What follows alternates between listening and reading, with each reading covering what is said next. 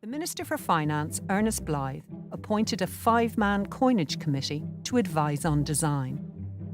And Yeats was to be the chairman. I met Anne-Marie Horahan and she had this idea for the documentary, and I was really interested in it because it was first of all, it was a really unusual take on William Butler Yeats, because obviously everyone knows Yeats as the poet, as the icon, and this was more Yeats as the man and as a politician. And it was really interesting for me as a filmmaker to see that side being represented, because I think all filmmakers, artists generally are quite political, or you're just interested in the world and it's not an abstract thing. So that's really why I wanted to explore this story.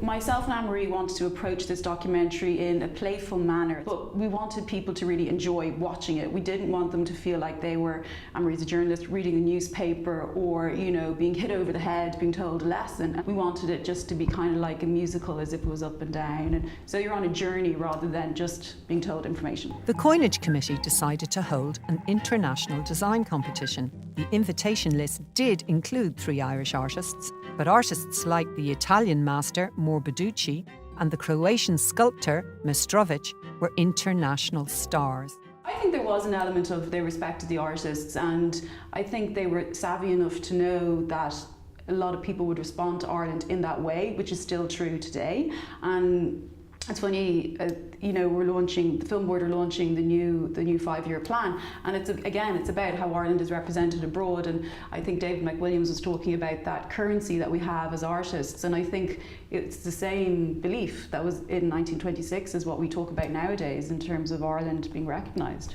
Coins say a lot about a country.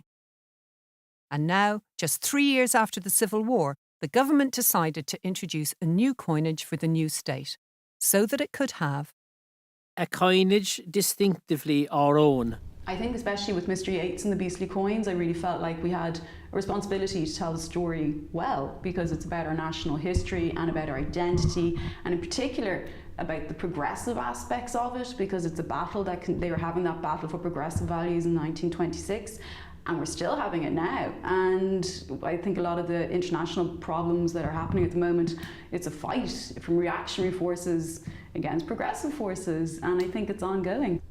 For me, it's always about the story, and it's like from when I was young and I loved reading, if it was a story and I responded to it, I was just pure enjoyment. And then obviously you go to college and you start exploring different ways of showing stuff, and I started working in theatre and then realised I preferred film, so it was all very organic. So it is always about the story, and I hope in the future I wouldn't want to be pigeonholed in terms of it's drama or it's documentary, because I think they go hand in hand, and I love film.